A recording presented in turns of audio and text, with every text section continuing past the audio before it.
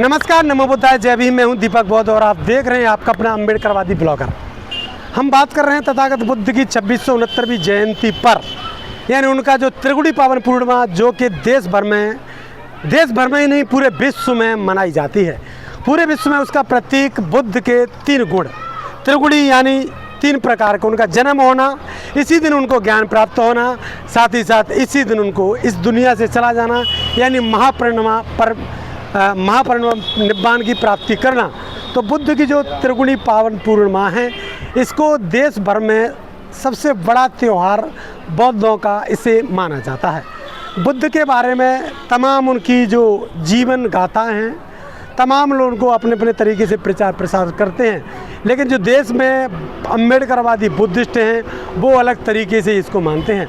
बुद्ध धम्म में जब तक 22 प्रतिज्ञाओं का पालन नहीं है तब तक बुद्ध का धम्म सद्धम्म नहीं है।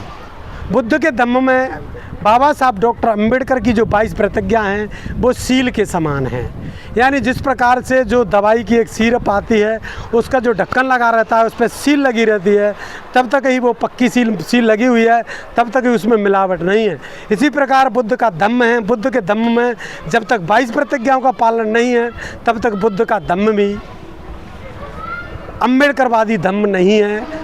बुद्ध के तमाम जो धम्म की जो गाथा हैं विदेश की और यहाँ की, हीनयान और महायान का जो अंतर है वो विदेश में भी देखा जाता है। यहाँ पर बुद्ध को जिंदा करने का जो काम किया है वो बाबा साहब डॉक्टर अम्बेडकर ने किया। बाबा साहब डॉक्टर अम्बेडकर ने बुद्ध के धम्म को जीवित करने का काम किया, उसके बाद से 22 प्रतिज्ञा दी और बुद्ध के धम्म को आज उनकी त्रिगुणी पावन पूर्णिमा के अवसर पर हज़ारों लोग बुद्ध विहारों में पहुँचे और उन्होंने नमन किया और बुद्ध की उन पंचशील को याद किया और उनकी पंचशील के साथ साथ उनका अष्टांगिक मार्ग, 4 आर्य सत्य, 10 पारमिताएँ, पंचशील के बारे में पूरा देश और दुनिया उनके बुद्ध के बारे में जानती ही है। बुद्ध की जो पहला सील है उसमें कहा गया है पाणातिपाता वेरमणि सिक्खा पदम समादयामि, यानी मैं किसी प्रकार की किसी भी प्राणी की हत्या नहीं करूँगा। अगर हत्या करते तो फिर भारत में के संविधान में जो धारा हैं उनके तहत उनको जेल जाना होता है। उसके बाद अगर बात करें तो उनका दूसरा जो बुद्ध का सिद्धांत है अदिन्य दाना वेरमणि सिक्खा पदम समादयामि, यानी किसी का ना दिया हुआ धन, यानी मैं चोरी नहीं करूँगा। इसी के बाद उनका आता है कामेषु मिच्छाचारा वेरमणि सिक्खा पदम समादयामि, या मैं किसी के साथ व्यभिचार नहीं करूँगा, किसी की बहन बेटी को बुरी नज़र से, गलत नज़र से नहीं देखूँगा।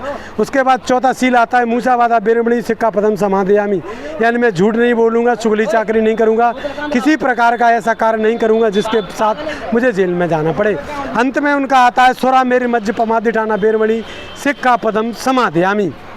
बुद्ध का जो सिद्धांत है सुरा मेरे मज्ज पमादिठाना वेरमणि, सुरा यानी कच्ची पक्की शराब, किसी प्रकार का नशा, ये बुद्ध का सिद्धांत है। इस पर जो भी दुनिया में चला है उसका कल्याण हुआ है।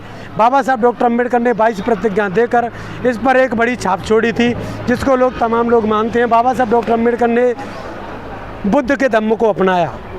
14 अक्टूबर 1956 को बाबा साहब ने बुद्ध का धम्म अपनाया, लेकिन उन्होंने 13 अक्टूबर 1935 को बाबा साहब डॉक्टर अम्बेडकर ने एक घोषणा की थी कि मैं हिंदू धर्म में पैदा हुआ, ये मेरे बस की बात नहीं थी, लेकिन मैं हिंदू रहकर मरूंगा नहीं, यह मेरी बस की बात है।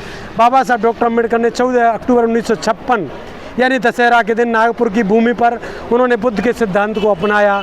और ऐसे ही नहीं अपनाया, उन्होंने 21 वर्षों तक बुद्ध धम्म ही नहीं देश और दुनिया के तमाम धम्मों का अध्ययन भी किया था। बाबा साहब डॉक्टर अम्बेडकर के पास 32 डिग्रियां थीं। उन्होंने तमाम जगह से DSc जैसी डिग्रियां प्राप्त की थी। तमाम उनकी ग्रेजुएट, पोस्ट ग्रेजुएट की डिग्रियां, ऐसी डिग्रियां, DSc जैसी डिग्रियां बाबा साहब डॉक्टर अम्बेडकर के पास थी। बाबा साहब डॉक्टर अम्बेडकर की भी प्रतिमा यहाँ पर लगी हुई है। बाबा साहब डॉक्टर अम्बेडकर का जन्म भी आप जानते हैं 14 अक्टूबर। बाबा साहब डॉक्टर अम्बेडकर का जन्म 14 अप्रैल 1891 को हुआ। बाबा साहब डॉक्टर अम्बेडकर का जन्म मऊ छावनी, इंदौर यानी मध्य प्रदेश में हुआ। बाबा साहब डॉक्टर अम्बेडकर की अगर बात करें, उनके पिताजी की जो भूमि थी वो थी महाराष्ट्र के बाबा साहब के पिताजी थे, लेकिन उनकी नौकरी सेना में सूबेदार वो इंदौर की बटालियन थी मऊ, आज उसका नाम अम्बेडकर नगर है। बाबा साहब डॉक्टर अम्बेडकर का जन्म होता है वहाँ पर। बाबा साहब डॉक्टर अम्बेडकर को तमाम यातनाओं का, तमाम जीवन की जो यातना है उनको झेलना पड़ा। इस प्रकार से उनके साथ छुआछूत देखने को मिली। जब उनकी नौकरी छूट गई बाबा साहब के पिताजी की, जब वो चले गए अपने गांव, तो उसके बाद उनको तमाम पढ़ने में दिक्कतें आई थी। मटके से पानी नहीं पीने दिया जाता, ऐसा नहीं है, महाराष्ट्र के अंदर ये तमाम कुरीति थी। बाबा साहब डॉक्टर अम्बेडकर ने उन पर ध्यान दिया, गौर किया। जब बाबा साहब डॉक्टर अम्बेडकर पढ़कर लिखकर तैयार हुए, उन्होंने जब इन चीज़ों को मिटाने का प्रयास किया तो सबसे पहले उन्होंने कालाराम मंदिर, उसके बाद उन्होंने मार तालाब, और उसके बाद उन्होंने जो कुरीति थी जिसको मनुष्य स्मृति कहा जाता था, ऐसी कुरीति और नीति को ख़त्म करने का काम किया।